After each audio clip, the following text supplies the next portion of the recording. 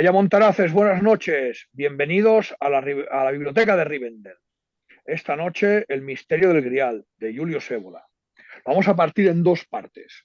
Hoy tendremos las tres primeras partes, que es casi todo el libro. Al final, en mi edición, son, si no me equivoco, casi 142 páginas y luego, pues, escasas 50.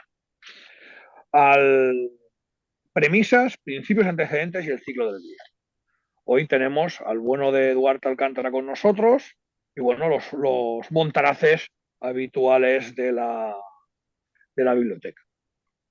Este libro, um, como los de esta época un poco de ébola, son una especie de compendio, ¿no? Él, a mi modo de entender, él estudiaba y se introducía brutalmente en el tema en el que quería entrar y luego, pues, tanto te preparaba para lo que te iba a decir, como te contaba lo que él había leído, como luego su interpretación y hacia dónde llegaba. Al final aquí es un poco lo que pasa con el misterio del Grial. Te habla de cientos de distintas sagas que son lo mismo que uno lo veía si uno lo veía así. Y bueno, pues Ébola tiene esa gran cualidad de síntesis, ¿no? Que siempre es de agradecer para los pobres desgraciados como nuestros montaraces, que nos vamos a poner a leer 200 sagas sobre, sobre el Grial, la Mesa Redonda, Avalon, el Rey Arturo y Merlín y Merlán.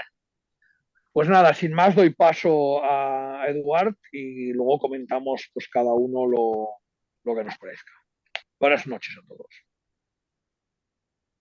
Bien, saludos primero a todos los presentes y oyentes o futuros oyentes. Primero, situarlo, ¿no?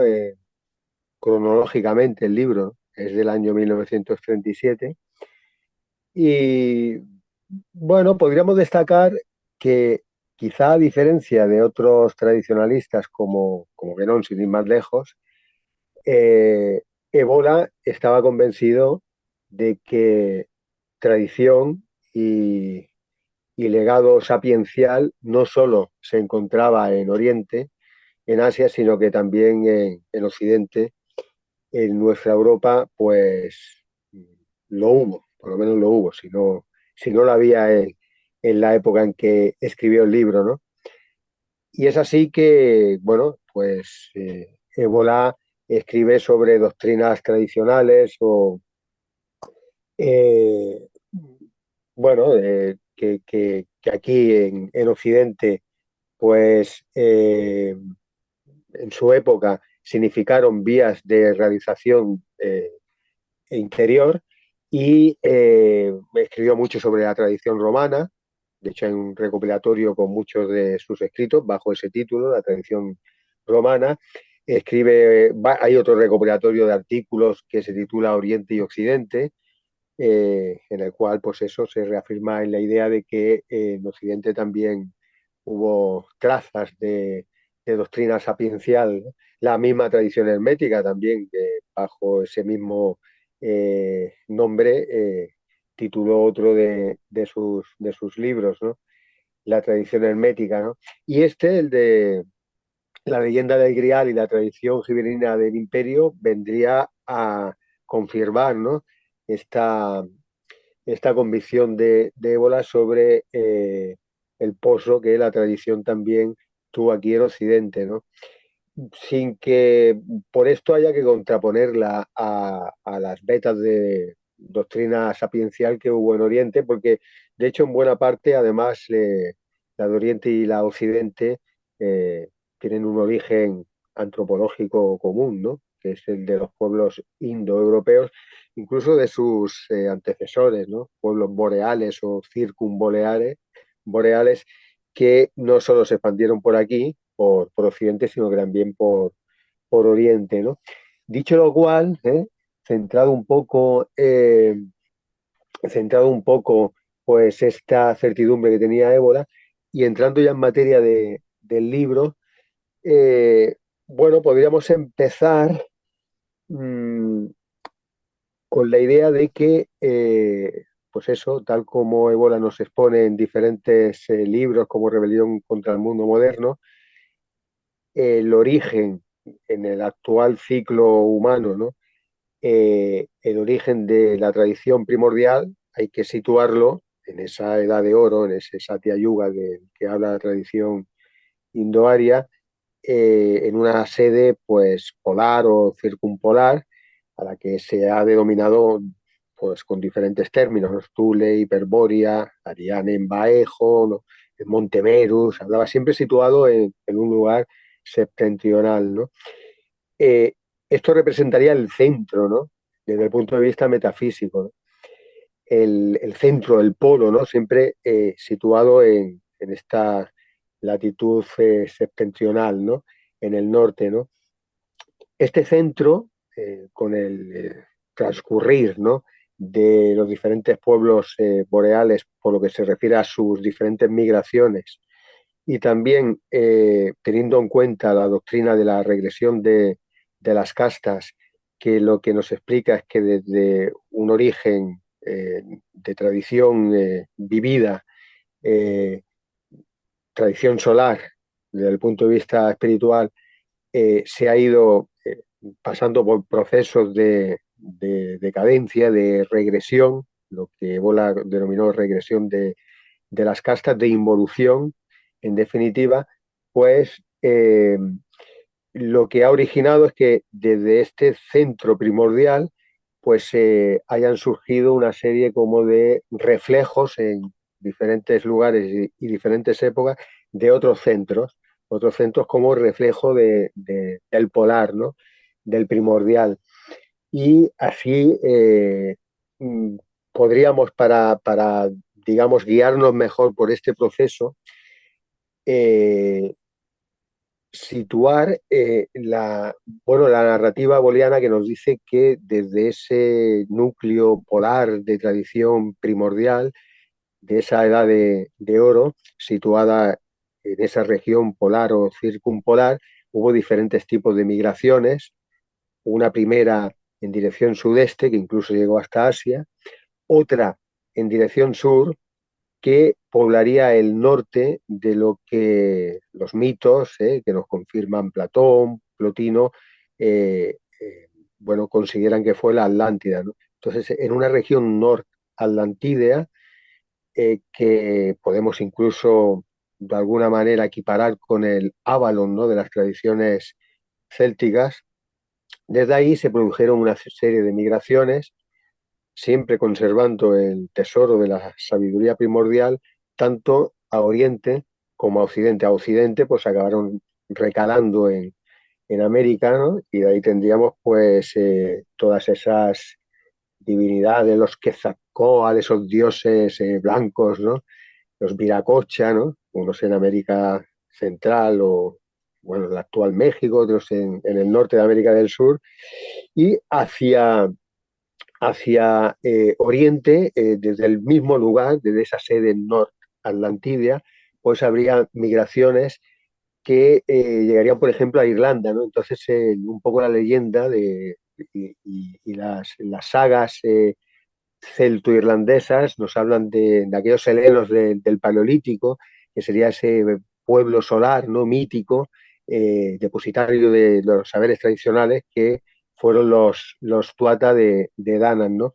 Y nos comentan que los Tuatha de Danann, nos comenta Ébola en el libro, y bueno, arrancando, ¿no? Con lo que nos transmiten esas sagas celto-irlandesas, esos Tuatha de Danann, pues llevarían consigo cuatro objetos mágicos, por decirlo de alguna manera, ¿no?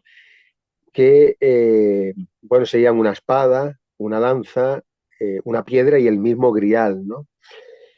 Y gracias a esos objetos, por decirlo de alguna manera, de poder, pues conseguirían derrotar a razas, digamos, titánicas como los fomores y hacerse los dueños de Irlanda, ¿no? Y mm, nos comenta esta tradición de la que hacemos referencia, de origen celta, que allí crearían en Irlanda un reino, el reino de Tara, que sería pues eso, un remedo, del centro originario, ¿no? Una especie como de subsede, ¿no? De ese centro originario, ¿no? Bueno, Tara, que en Irlanda, pues se fue fundado en la región de Meath. Eso, pues, de alguna manera nos resuena a Midgard, ¿no? Ese, ese bueno, de las tradiciones germano-escandinavas, ¿no? Esa tierra también del centro, ¿no? Del medio, ¿no? Habitada por los hombres, ¿no? Y, y bueno, alrededor de ese reino de Tara, pues se crearían cuatro reinos más circundantes, que serían, bueno, que harían conocer en su época a Irlanda como la isla de los cuatro señores, cuatro reinos que estarían de alguna manera subsumidos al reino central de Tara, ¿no? Mm, bueno, esta tradición de un reino central y después otros circundantes, que hace, repito, referencia o de alguna manera, ¿no? A esas proyecciones del centro, del origen, del polo, pues las encontramos también en otras tradiciones. Hemos dicho antes que las migraciones desde ese lugar nortatlantideo, ¿no? Que llevaron a las tuatas de Danann a Irlanda, también las hubo hacia Occidente y llegaron a América, ¿no? Allí, por ejemplo, el Imperio Inca también tiene una sede central, ¿no? Con capital en Quito, y después tiene también cuatro reinos circundantes con reyes de la misma familia eh, de la gobernante en Quito y bueno, de hecho hizo se conociera, ¿no? El Imperio Inca como la tierra de los cuatro cuartos, ¿no? Eh, por tanto, vemos que se repite la misma concepción de la reproducción, ¿no? De ese centro, ¿no? En otros lugares, ¿no? Todo esto del centro y tal, ya para irlo acercando un poco más o concretando también, aunque ya lo hemos hecho con el tema de los Tubata, ¿no? Y esos cuatro objetos entre los cuales se encontraba el Grial, ¿no? Para irlo también más quizá acercando ya a épocas no tan remotas, pues podríamos encaminarnos hacia zonas de Inglaterra, donde está aquella tierra de Glastonbury, que sería también un poco el remedo del centro, ¿no? Del polo, en la cual pues aparece toda la saga artúrica, ¿no? Que obviamente está directamente emparentada con la leyenda y el mito del Grial, ¿no? Y de alguna manera el castillo, la corte de Camelot sería el centro también de esa subsede, ¿no? De ese remedo, ¿no? O reflejo del centro primordial. Eh, bueno, hemos de tener en cuenta, por ejemplo, ¿no? Que el rey mítico de la saga artúrica, que es Arturo, Arturo etimológicamente viene de Arctos, que significa oso, ¿no? Y bueno, un poco por hacer analogías de corte astrológico, hay que tener en cuenta que las osas, ¿no? La osa mayor y menor, pues nos sirven para situar la estrella polar que nos señala también el norte, es decir, que el nombre mismo de Arturo, pues no parece precisamente casual, ¿no? Eh, Pues bueno, un poco como yo creo que haciendo este recorrido he llegado a- a encarar a Arturo, ¿no? Que tanto directamente nos hace pensar en el misterio del Grial, ¿no? Y el ciclo griálico. Quizá hago un parón ahora, os dejo que aportéis, bueno, lo que queráis aportar y si acaso después, pues añado otros detalles, otros comentarios, ¿no? Si os parece bien. Vale, sí. Yo quiero hablar un poquito sobre las premisas, pero tampoco quiero entrar muy profundamente porque daría para casi para otra charla. Mm, Es cómico que las premisas, él habla de que el, Bueno, lo que pasa es que quizá ya falta Gonzalo, que es el mito, ¿no? O sea, muchas historias se parecen entre ellas y a lo mejor todas vienen de una originaria, o con lo que él dice aquí, o no, o son historias que tocan el mismo tema de la tradición y por eso nos parecen similares. Entonces hay que distinguir hasta qué punto puede ser una tradición primordial que tiene la misma historia y luego va mutando a medida que se mueve y migra la población, o como una historia de la saga artúrica puede parecerse a una iraniana o a una india, pero simplemente porque defienden el mismo principio de la tradición.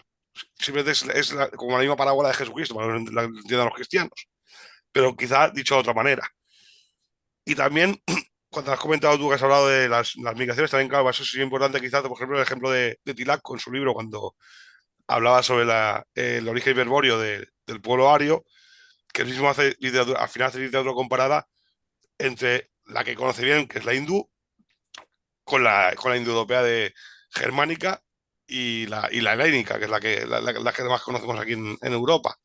Y la avéstica también de los iranios, sí, sí, Sí, sí. también, eso también la comparaba. Claro, eso se parece mucho más. La Béstica se parecía demasiado quizá a la India.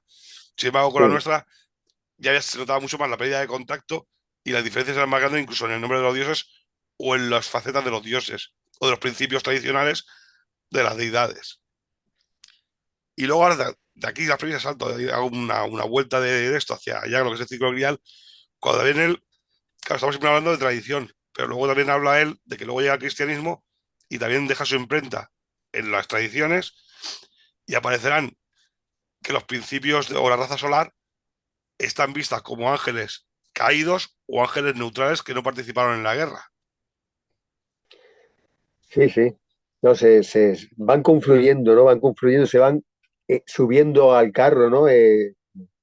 Diferentes tradiciones a este tronco común, ¿no?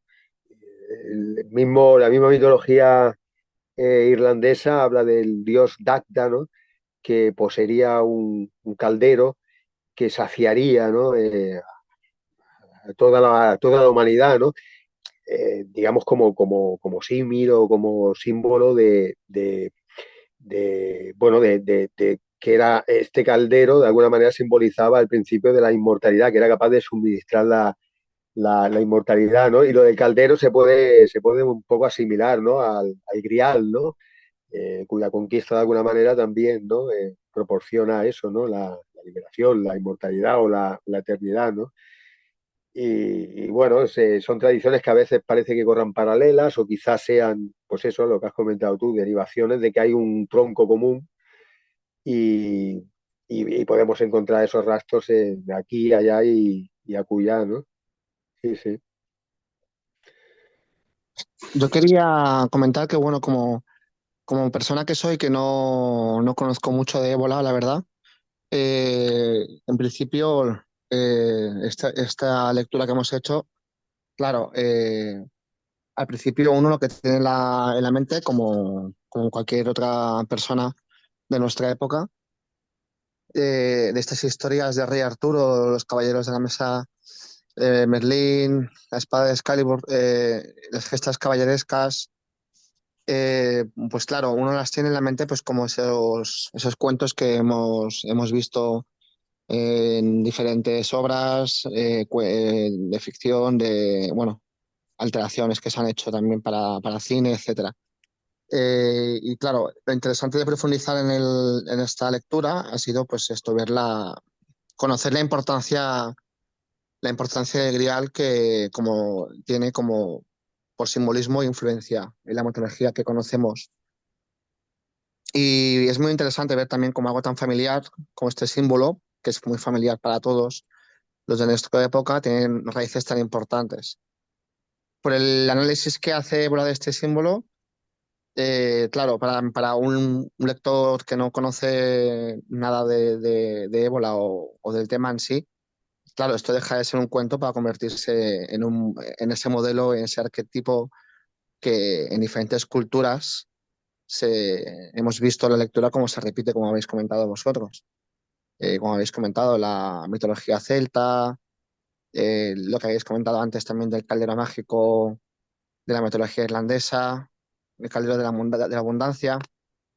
y este tipo de conceptos de griales que proporcionan alimento y renovación espiritual, ¿no? Además de estas otras tradiciones que también existen en la mitología nórdica, también lo comentan que comparten este tipo de similitudes con el grial.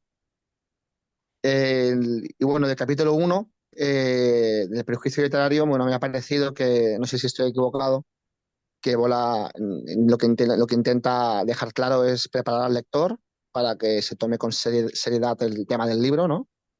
La importancia que se merece a las leyendas de Grial.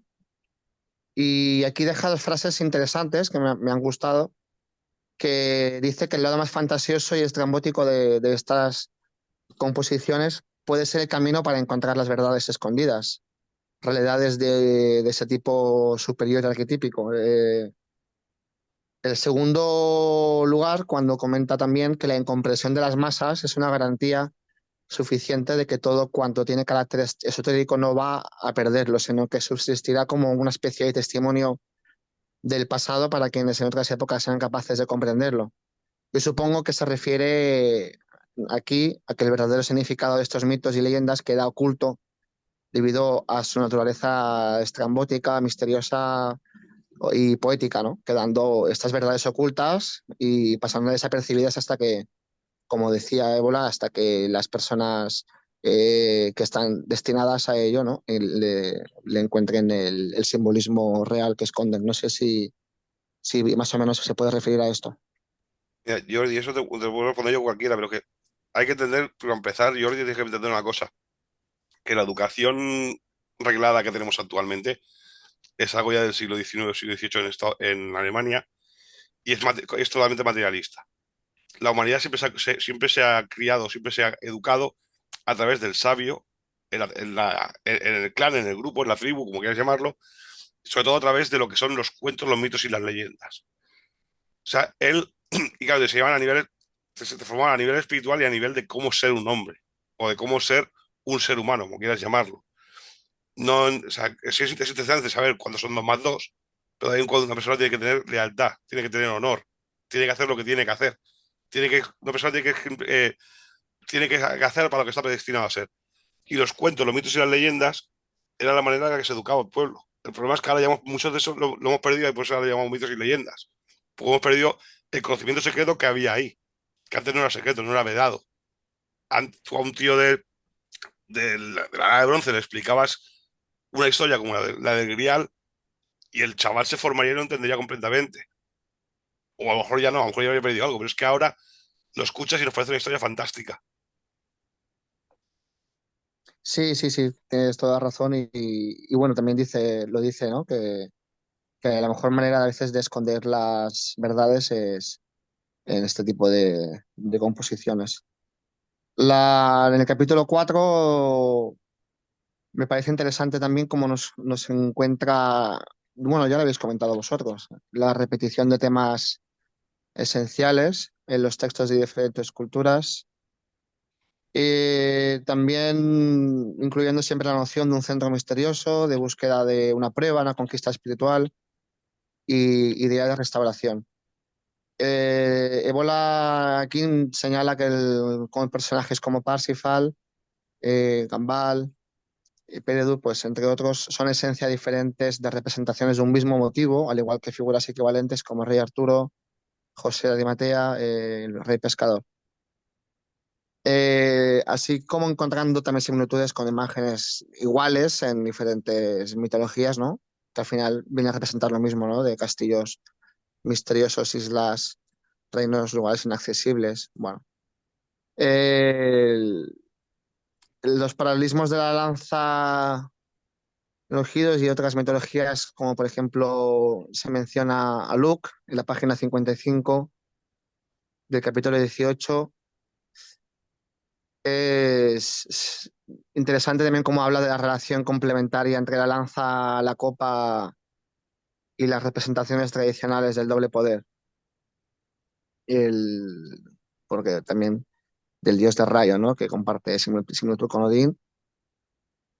Y esta referencia a Luke es interesante también por el doble carácter de la lanza, ¿no? Que Jedi sana. Lo que, lo que estaba viendo, no sé si, no sé si lo voy a decir bien ahora. Estaba leyendo también sobre el tema del Grial como misterio gibelino. He tenido que averiguar también más o menos a qué hacía referencia. Y bueno, estábamos viendo que aquí nos hablaba de que el Grial podía haberse utilizado como símbolo para transmitir mensajes relacionados con la resistencia al poder papal y a la promoción del orden imperial independiente. Y en este caso sí que lo entiendo a lo que se refiere, pero por otra parte veo que durante toda la lectura el ébola parece como que en todo momento le quiere quitar relación al grial con el cristianismo, o lo quiere desvincular y en ese sentido sí que no lo acabo de comprender muy bien porque, claro, me faltaría saber más sobre el pensamiento de ébola, ¿no? Pero es la sensación que me ha dado, que parece que en todo momento quiere eh, negar, digamos, la relación del grial con el cristianismo y me parece un poco, no sé si me lo podéis aclarar esta parte. Sí. Bueno, lo que comenta Ébola es que, a diferencia de la versión, digamos, cristiana que se ha dado del Grial, por la cual este misterio arrancaría, pues eso, de la última cena, ¿no? El cáliz de la última cena de Jesucristo, que se utilizó también para recoger la sangre que brotaba, ¿no? Tras el lanzazo, ¿no? La lanzada que protagonizó el soldado Longino, ¿no? Cuando estaba crucificado Cristo. Entonces, eh, según esta versión cristiana, aquí aparecería, ¿no? Aquí surgiría pues toda esta leyenda del Grial, ¿no? Y claro, lo que Bola dice es que este mito arranca pues de tiempos inmemoriales, ¿no? De la Edad de Oro, ¿no? Según las diferentes tradiciones, ¿no? Oriente y Occidente, ¿no? Del Satya Yuga y tal, ¿no? Que arrancaría ahí, o sea, que tendría un origen, digamos, hiperbóreo, ¿no? Hiperbóreo después muy ligado con el mundo celta, ¿no? Hiperbóreo céltico, ¿no? Y bueno, la crítica que también hace es que esta versión cristiana pues ya correspondería a una lectura pues muy exotérica con X, es decir, superficial, ¿no? De lo que este misterio consistiría, ¿no? Y bueno, y no se sabría ver más allá pues eso, de un receptáculo, ¿no? El grial como receptáculo, pues del vino como digamos, símil de la sangre de Cristo y del receptáculo de esa sangre que José de Arimatea recogió de la llaga, del costado, de la herida de Jesucristo, ¿no? Cuando dice Ébola que lo que hay que hacer es tener pues es una visión esotérica, es decir, eh, una visión subespecie interioritatis, como decía Ébola, es decir, una visión metafísica del significado profundo del grial, ¿no? Que conquistar el grial pues significaría de alguna manera que el héroe que la ha conquistado, el héroe de las dos espadas, ha conseguido llegar a la liberación, después de un largo proceso iniciático de realización interior, después de haber conseguido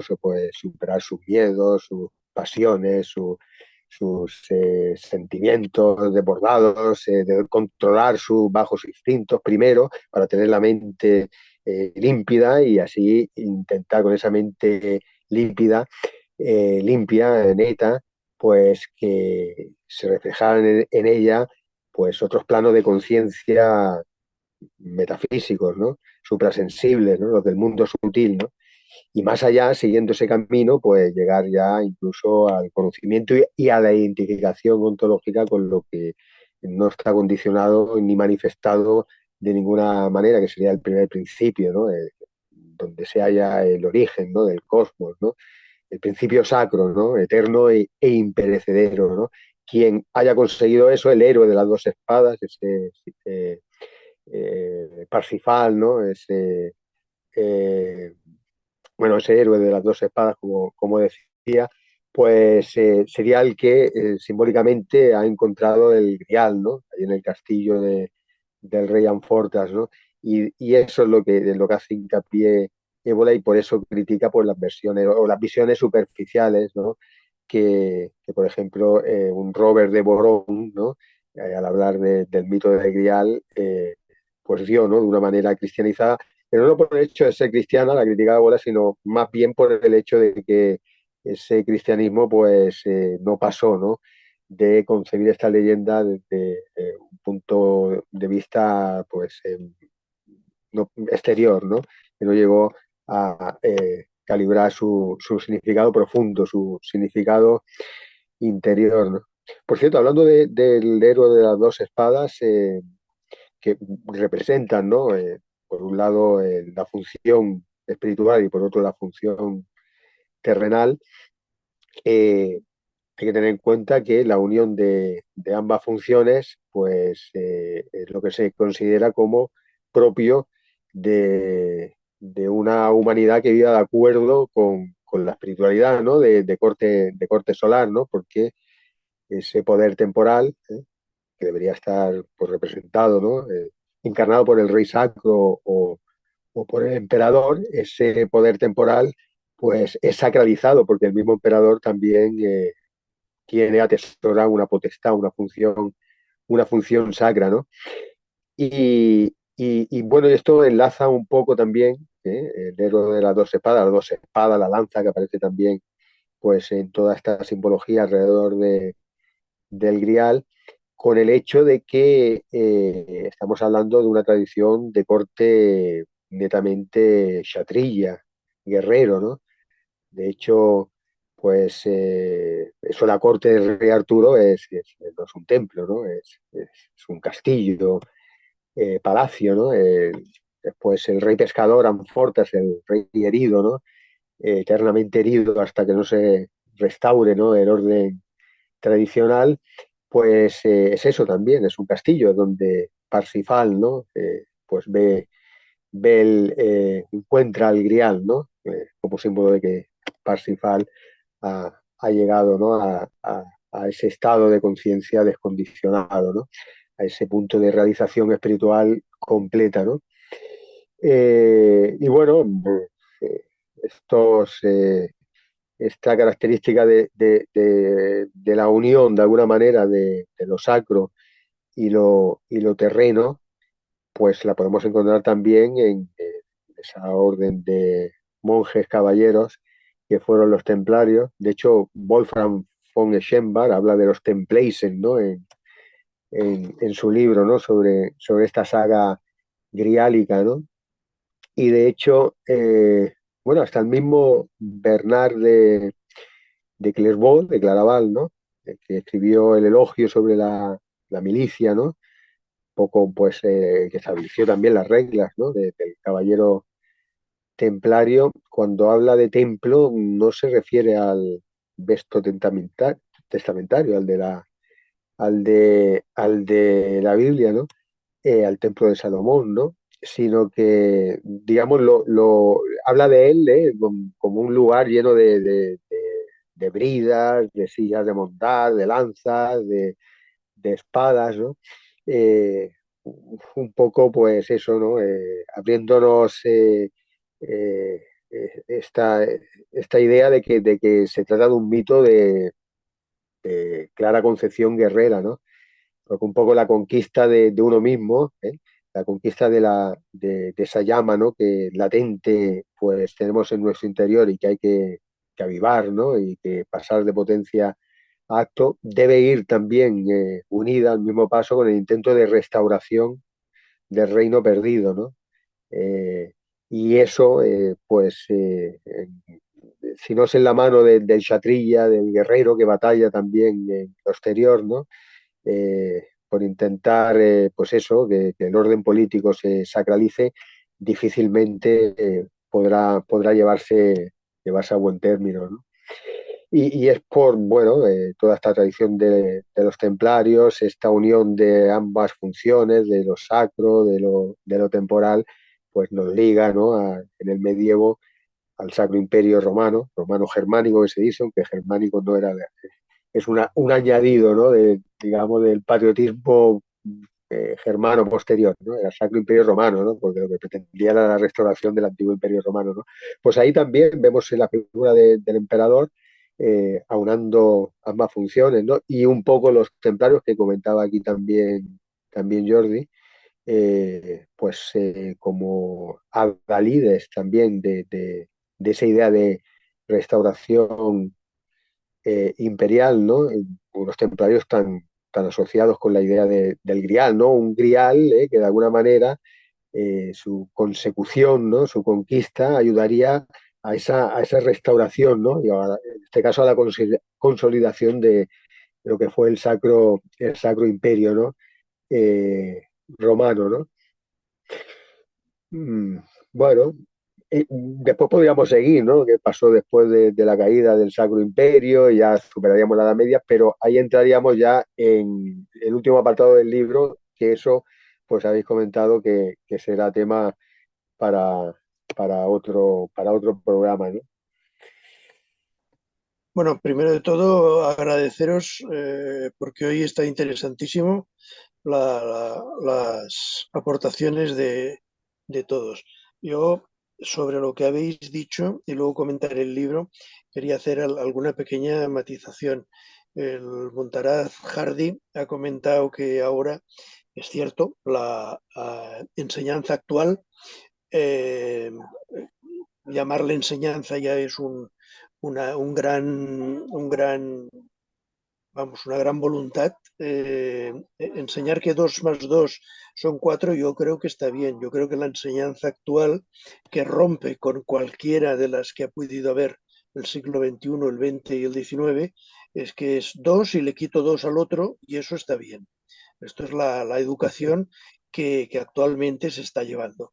Por eso es importante o tan importante el primer capítulo, como muy bien ha comentado el Montaraz Jordi, el darnos cuenta en el primer capítulo que lo que tenemos que hacer es centrarnos, liberarnos o sea, quitarnos de encima la contaminación que tenemos actual. ¿Vale? El Grial no es Indiana Jones. Hemos de quitarnos todo este tema, ni es el príncipe valiente, que es un gran cómic. No es esto, sino que hemos de abstraernos para poder entender lo que él nos quiere transmitir, que simplemente es una tradición ancestral, y poderlo entender. O sea, hemos de ir para atrás, pero sobre todo hemos de dar un vacío que nos quite la contaminación que tenemos actualmente encima. Hay que ser de una formación como la de Eduard para poder entender todos estos temas. Yo quisiera apuntar, por ejemplo, que lo ha comentado Eduard, el tema del castillo, que se ha dejado pues el castillo de Arturo, o sea, de la colina de Avalon, que ahí estaba el castillo de la leyenda artúrica. Y un tema que tengo que buscar el libro para comentarlo con vosotros es el tema de las 4 sedes del imperio inca, que hay una tradición muy antigua, porque no olvidemos que era un imperio que no tenía escritura, que las 4 sedes teóricamente guardaban 4 objetos sagrados de cuando el Coche, me parece que es, ahora no recuerdo el nombre, sale del lago Titicaca y sube para arriba a fundar el imperio, y entonces va dejando en cada sede un objeto que podrían ser quizás el tema del grial, de la lanza, etcétera. Yo aquí apunto que en el tema de la tradición y por las grandes diferencias de distancia geométrica, geográfica. No es lo mismo Roma, la distancia a la India, Roma, la distancia a Dublín, que es la actual capital. O sea, las distancias y esto tiene que influir en el tema de la lectura y de la escritura en que las tradiciones se pasaban de la tradición oral, como muy bien se ha comentado, a que luego ya se pasaban a escritura. Y luego ahí intervenían pues estas pequeñas, bueno, pequeñas o diferencias que pueden surgir, pero que yo creo que salen de que cada cultura pues primero recita, canta y luego escribe, y luego pues pueden haber diferencias al respecto. Y un tema con el tema del grial y las tradiciones, profundicemos un poco, y el cáliz de la última cena, ahora no recuerdo, en la tradición judía, en la cena de Pascua, habían unos cálices al principio de la cena y luego al final habían 2, 3 o 4 cálices que se iba haciendo cada vez una invocación diferente. El, el, el cáliz que yo traspaso, las palabras de Jesús en la Biblia, este es el tercer cáliz, porque luego hay el cáliz de la expiación, que es el que no se llega a hacer la libación, sino que dice, no, salgamos a cantar, que es otra de las tradiciones judías cuando acaba la cena de Pascua. Y es este cáliz el que, cuando dice, aparta de mí este cáliz, cuando está orando en el, en el huerto, que es cuando suda sangre de la tensión. Y le dice, aparta este cáliz. Este cuarto cáliz es el cáliz de la expiación. Entonces, esta es la tradición judía. Como bueno, pues hay intereses contrapuestos en estas historias, pues se aparta esta parte de la historia. Recordemos que este cáliz luego aparece, según los Hechos de los Apóstoles, en Roma, y luego la tradición dice que vuelve a España, o que se traslada a España. Este cáliz yo creo que es otro objeto diferente del cáliz, como muy, o sea, bien habéis explicado, que es una tradición mucho más antigua. O sea, creo que ahí sí hay un poco de combinación y un poco de mezcla de tradiciones, que lo único que provocan es un poco de confusión. Y luego este tema de que podemos cantar, recitar una tradición, como muy bien has dicho, el más sabio de la tribu, que era el más viejo, porque lo había visto todo y tenía una experiencia, y era el guardián de la tradición, al final pasa a escritura. Hay pueblos que tienen escritura, hay pueblos que no tienen escritura, hay escritura más bella, más directa, y ahí es donde puede haber algunas diferencias que luego se pueden ver como diferentes tradiciones, pero que simplemente creo que parten de un origen común.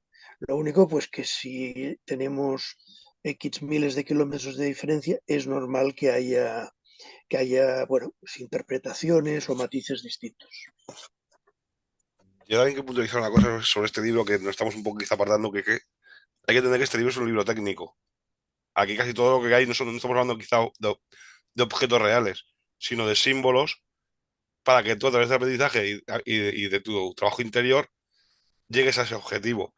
Entonces, ya casi todos los apuntes que tengo son técnicos. Me gustaría apuntar leer uno que es además de los principios, de los primeros capítulos, pero que luego vuelve a reincidir sobre el mismo durante el tiempo.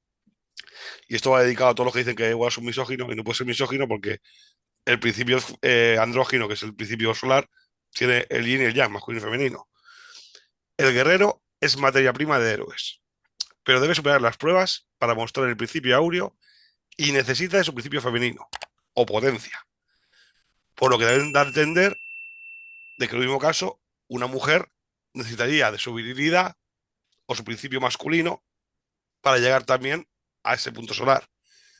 Y decide durante varias veces en el libro en el que la mujer tiene dos papeles. en la saga artúrica.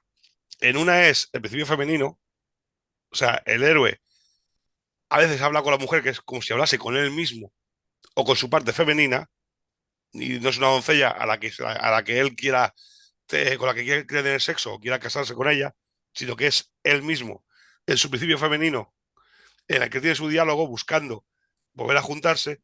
Y luego también está el otro principio de que la mujer es luciferina y puede ser una prueba para enfrentarse. Pero también lo deja muy claro, por ejemplo, que es Parsifal, si no recuerdo mal, lo tengo aquí apuntado, que él encuentra a la mujer que está en él, que sea su escolta y su séquito. O sea, a la mujer no hay que intentar dominarla o conseguirla, sino que lo que tienes que hacer es que forme parte de ti, es lo que da a entender él en varias partes del libro. O sea, la mujer no es una conquista, no es un objeto en el que tú puedas tener, porque estamos hablando del principio femenino, eres tú mismo. Entonces tú no tienes que conquistar a ti mismo, sino que tienes que entenderte a ti mismo. Y una vez las dos partes están entendidas, entonces es cuando realmente se fusionan las dos partes, cuando tú realmente estás trabajando dentro de ti, en tu interior. Sí, sí, muy, muy interesante, lo que comentas. De hecho, has equiparado el principio femenino con la potencia, ¿no? Y esto en la tradición, por ejemplo, del Sanatana Dharma, en la Indoaria, pues se explica muy bien con esa doble divinidad que es Shiva y Shakti. Eh, Shiva masculino y Shakti femenino. Shiva representa el acto, la actualización de ese principio supremo que en estado de latencia llevamos en nuestro interior, y Shakti representa la potencia, ¿no? Los poderes, representa todo ese plano sutil de la realidad, ¿no? Entonces, en nuestro interior, de lo que se trata, eso es lo que explica la doctrina de los chakras, ¿no? Los chakras representarían, pues, centros de potencia, ¿no? De energía, ¿no? Que dicen otros, ¿no? Entonces, el despertar esos centros de potencia, es decir, despertar la parte femenina, que comentabas tú ahora, que llevamos dentro, que es la potencia, eh, despertar ese mundo sutil, ¿no? Que habría en cada chakra, esos poderes, esa potencia, hará que cada vez, claro, si vamos despertando lo sutil, pues sea posible que al final de ese camino, el séptimo chakra, ¿no? Que al final de ese camino logremos pasar ese principio sacro que adormecido anida en nuestro interior de potencia acto, es decir, que podamos actualizarlo, ¿no? Que sería ya el principio masculino, la parte masculina la parte del principio sacro masculino de nuestro interior. Gracias, como has dicho tú, a que no hemos dominado la parte femenina, sino que la hemos integrado, la hemos de alguna manera despertado mediante todo ese proceso que es la iniciación, despertar los chakras, ¿no? Que dirían los hinduistas, despertar esos centros de poder, ¿no? Para cada vez ir a centros de poder más sutiles, ¿no? Hasta llegar a lo no condicionado, hasta lo no manifestado, el principio supremo, ¿no? Digamos, esa figura de Shakti, el principio femenino, bailando alrededor de Shiva, Shiva impertérrito, ¿no? Porque es el principio primero, incondicionado, impertérrito, ¿no? Y los poderes, Shakti bailando a su alrededor para conseguir, figuradamente, bueno, que el falo de Shiva entre en erección. Es decir, en definitiva, para conseguir que la llama de la espiritualidad se despierte, ¿no? Es decir, que pase de potencia a acto, ¿no? Eh, que se despierte, pues, en la persona, ¿no? En la personificación de Shiva, ¿no? Del principio masculino, ¿no?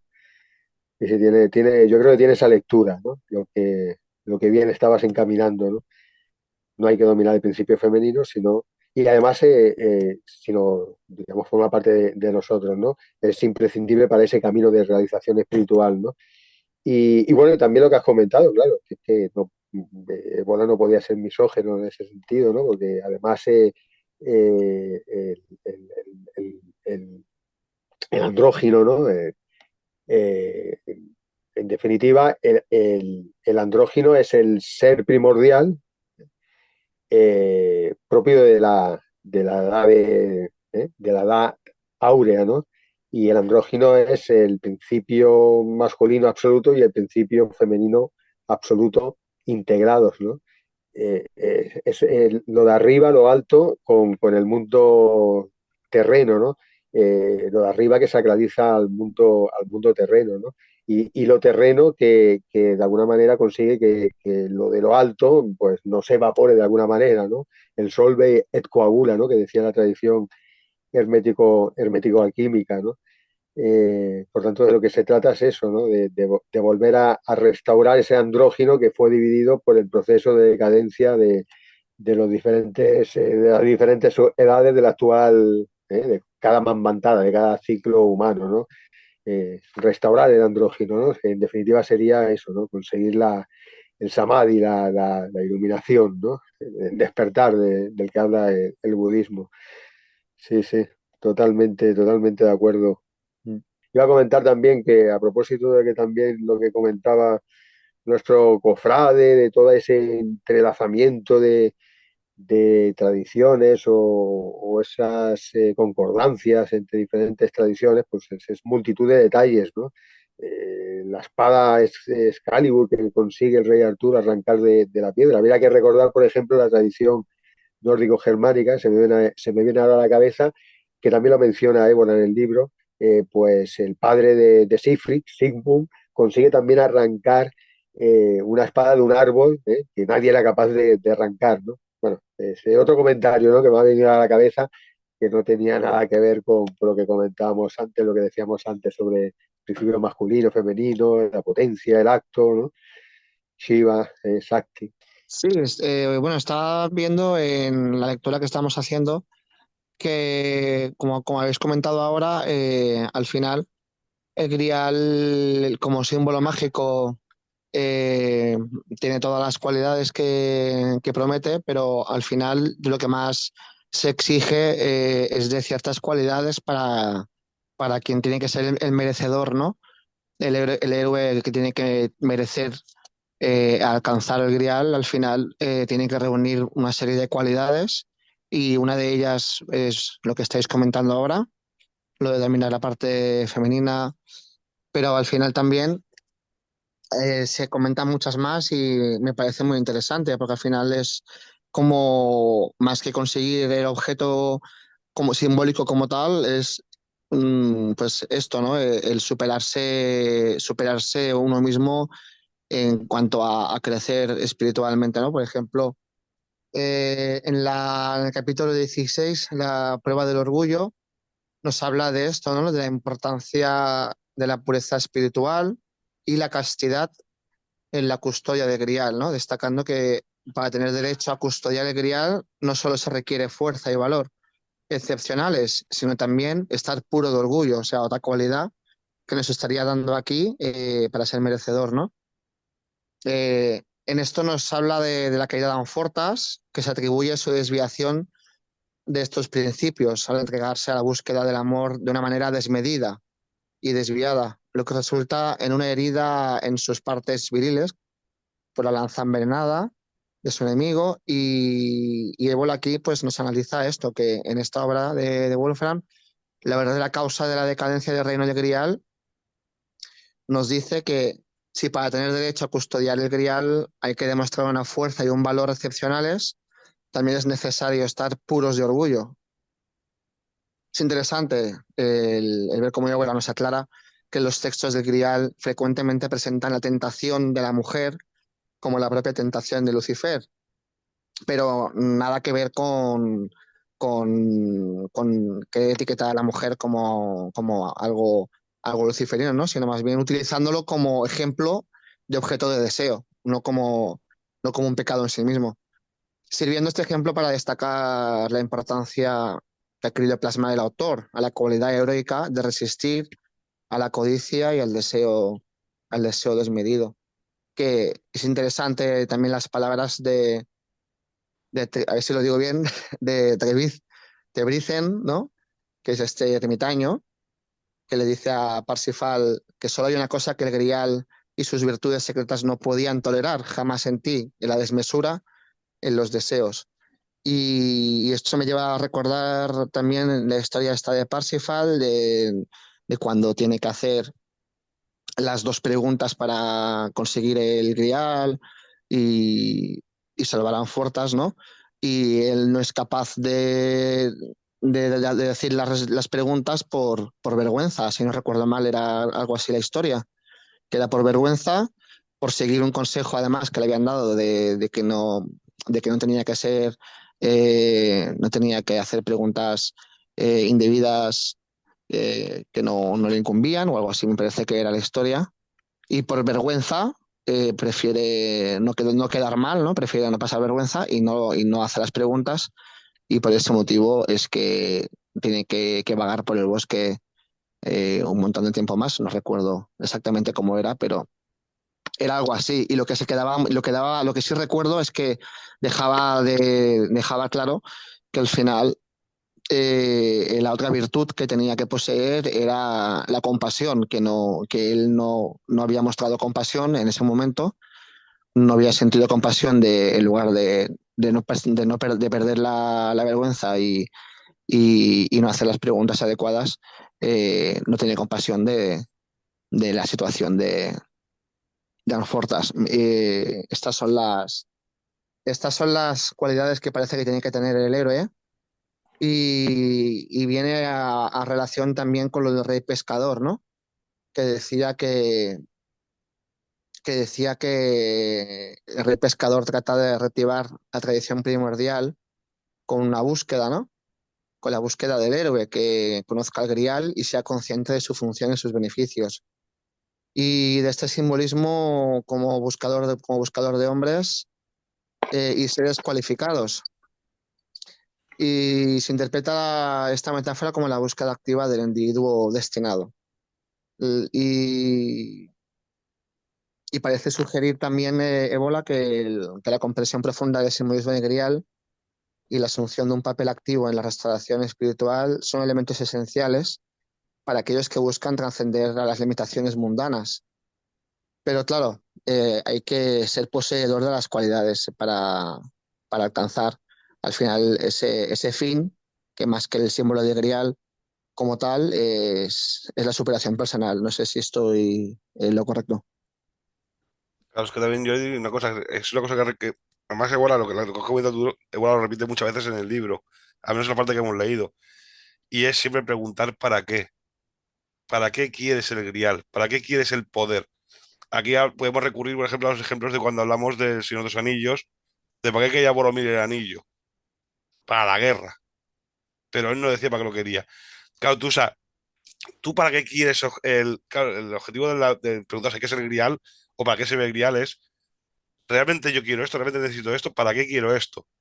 Si no sabes para qué lo quieres, no sabes lo que es, no sabes ni para qué sirve, igual tú no mereces no mereces llegar a ese estado, no mereces llegar a la iluminación. Por eso, si te fijas en el libro, muchas veces se repite eso. Y cualidades hay muchas, porque también hay un momento en el que le dicen que tú lo que tienes que hacer es no desviarte de tu camino. Si tú tienes un objetivo, cumple tu objetivo. Y esto es muy de Gonzalo, que tampoco que no está bien para decir lo que es lo que tiene que ser hecho, tiene que ser hecho. Abstráete de las cosas que están alrededor. Olvídate de las cosas que es un ruido blanco que hay alrededor tuyo. Si tú te pones un objetivo, busca ese objetivo. Puedes fracasar, pero tu deber es buscar ese objetivo. Lo que no puedes hacer es, con la excusa de hacer otras cosas, fracasar en el objetivo, que no es lo mismo. Sí, hay que hacer lo que debe ser hecho sin buscar, pues, si eso te va a llevar al fracaso, al éxito, descondicionado totalmente de los premios o castigos que puedas recibir o de las bienaventuranzas o desgracias que puedas llevar, que puedas recibir, ¿no? Sí, bueno, es lo que estáis comentando, ¿no? El Grial solo lo puede conquistar, pues, aquella persona, el héroe, ¿no? Que ha conseguido, pues, de alguna manera la pureza interior, ¿no? Después de un duro y arduo camino interior de realización espiritual, ¿no? Ahí está el simbolismo ese del asiento peligroso de la mesa del rey Arturo, ¿no? De la mesa redonda, ¿no? El que se sienta en el asiento peligroso y no ha conseguido pues llegar a purificarse interiormente, quedará fulminado como si un rayo le cayera encima, ¿no? Porque ese no habrá superado, como bien habéis comentado, pues esos lastres, ¿no? Que nuestra psique lleva consigo, ¿no? Pues la vergüenza de la que hablabais, ¿no? Que no deja de ser un condicionamiento también de la mente, ¿no? O la desmesura, ¿no? La ibris, ¿no? De la que hablaban los griegos, ¿no? Que también la habéis comentado, ¿no? El orgullo, ¿no? Al que también habéis hecho referencia, ¿no?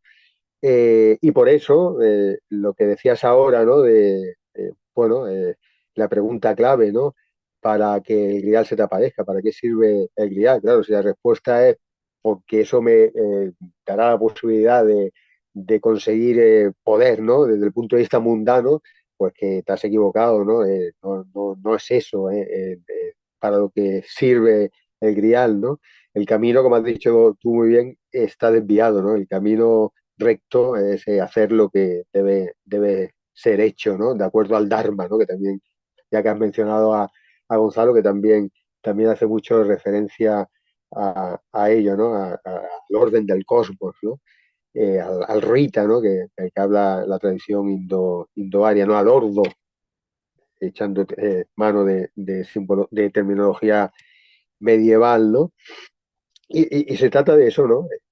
Caballero este del Grial, ¿no? Que aspira a ser héroe, pues tiene que, para empezar, eh, superar la prueba esa, la primera fase de la que habla la tradición hermético-alquímica, ¿no? La de la obra al negro, el nigredo, que es sencillamente descondicionarse uno de todo eso, ¿no? De orgullos, de desmesuras, de vergüenza, de deseos incontrolables, de pasiones exageradas, de sentimientos también que han salido de sus casillas, de bajos instintos, de pulsiones, ¿no?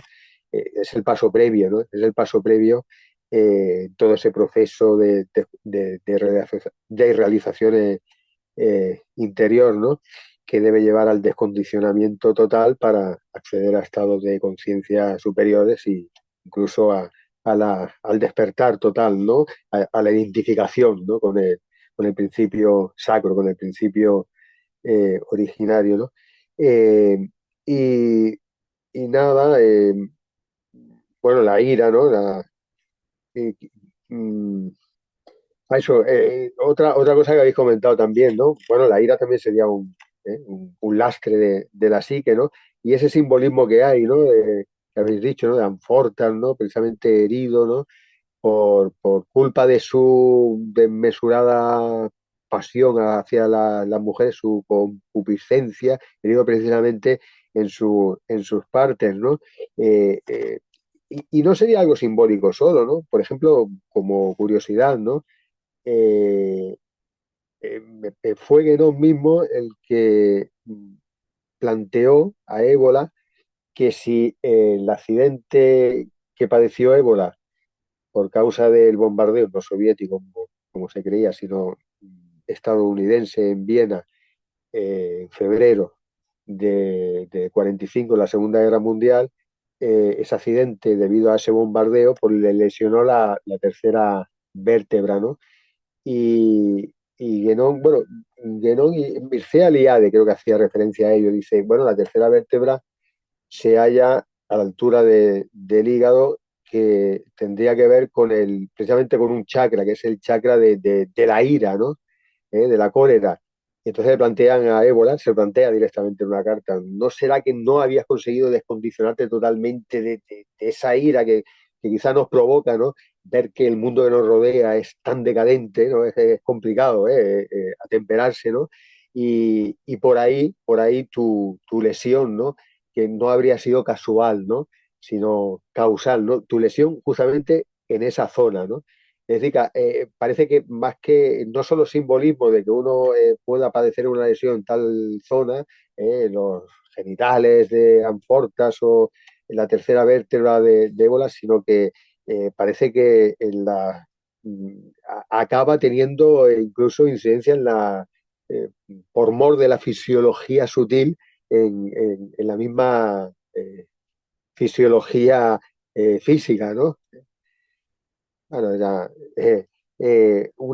bueno, una curiosidad que quería comentar porque ha estado muy bien traído lo de que Anforta precisamente hubiera sufrido la herida en sus partes genitales y no en otra zona, ¿no? Luego también es muy interesante que también comentan en el libro el hecho del muerto, que muchas veces el muerto incluso tiene la misma cara que el vivo, dando a entender que el peor enemigo es tú mismo. O sea, la peor persona que puede evitar que tú consigas tu objetivo o que tú intentes hacer lo que tienes que hacer, eres tú mismo. Es quizá esa pereza, es quizá ese vamos a hacer otra cosa, es quizá el dejar para mañana. Y muchas veces se tiene que enfrentar a ese muerto. Exactamente, estamos más muertos hoy en día que ha fallecido físicamente, ¿no? Sí, sí. Y luego está también lo del que está muy bien traído, que muchas veces el que se ilumina se va a lo oculto. Que aquí está el ejemplo de Arturo, que va a la isla de Avalon, cuando ya ahí para que lo curen y ya no regresará. Y otros muchos héroes que cuando consiguen su objetivo desaparecen. Desaparecen, pero no, o sea, pero no es que se escondan, simplemente es que nosotros hemos de volver a encontrarlos. O están esperando que llegue el momento oportuno para que puedan volver a unirse a nosotros. Sí, sí, por eso el simbolismo del grial puede ser una enseñanza para nuestros días, ¿no? Hay que intentar reencontrar el grial no solo de cara a, digamos, nuestra purificación interior, por decirlo de alguna manera, ¿no? Sino encontrar el grial también representa eso, ¿no? Restaurar el reino perdido, ¿no? El reino sacro perdido, ¿no? Y bueno, y conseguir de alguna manera, ¿no? Facilitar la vuelta, ¿no? De esos míticos reyes, emperadores que se hayan dormido de alguna manera o mortalmente heridos y se retiraron cuando la oscuridad volvió a apoderarse, ¿no? Del reino, se retiraron pues Arturo a Avalon o el tercer Federico del Imperio, del Sacro Imperio Romano Germánico, o del mismo Alejandro Magno, también se habla, ¿no? Que también estaría en estado como de latencia, dormido, ¿no? Y todo eso en palma también, ¿no? Con esos reinos perdidos de alguna manera, ¿no? Inaccesibles, ¿no? A través de los sentidos para el hombre mundano, ¿no? Que se ha desconectado con la tradición y para las organizaciones, digamos, políticos sociales que también se han desconectado con los saberes tradicionales, ¿no? Y esa tierra, ¿no? Bueno, que a veces se le da el nombre de Agartha, de Shambhala, el reino del Preste Juan, ¿no? Ese reino misterioso que estaría situado por allí, por las estepas mongolas o y con el que un Preste Juan con el que habría tenido incluso correspondencia, ¿no? Se habla, ¿no? De hasta el mismo emperador Federico I, Barbarroja, ¿no?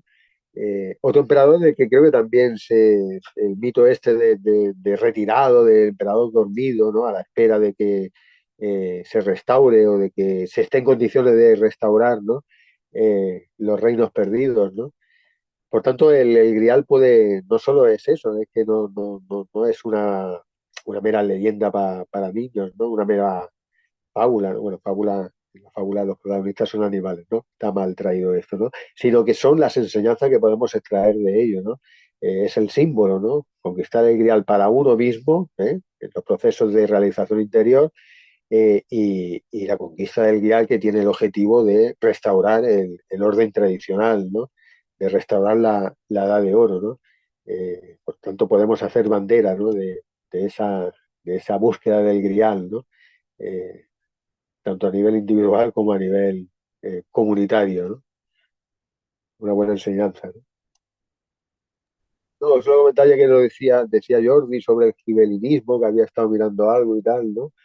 Pues ese fue ese impulso que hubo en el medievo, en el seno sobre todo del Sacro Imperio Romano, romano-germánico, de que el poder político estuviera sacralizado, es decir, de que el emperador no solo ostentara el poder político, sino también el poder sacro, ¿no? De esta manera, quien rige lo político, si además es portador de funciones sacras, sacralizará también los reinos, imperios, los territorios, principados que están bajo su tutela, ¿no? Se sacralizará el mundo, ¿no?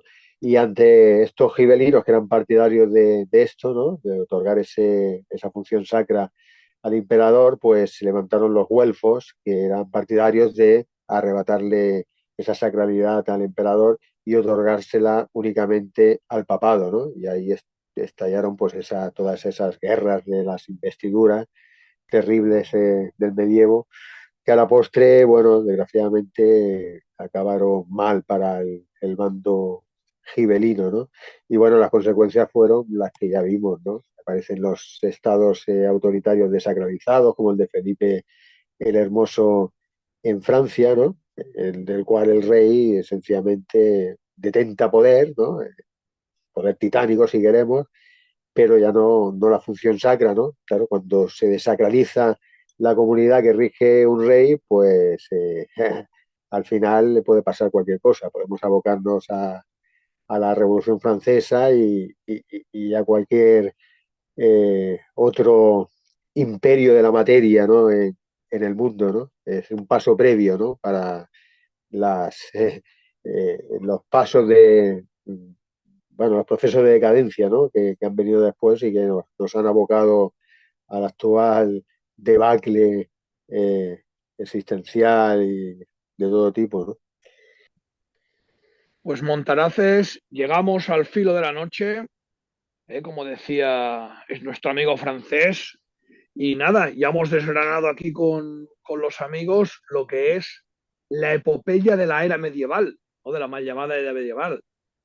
Se le llama el medievo, ¿no? Porque va entre la edad clásica y la moderna, como si fuera una cosa transitoria, y no, es la era de la luz, la era del bien, la era donde reina todo lo bueno.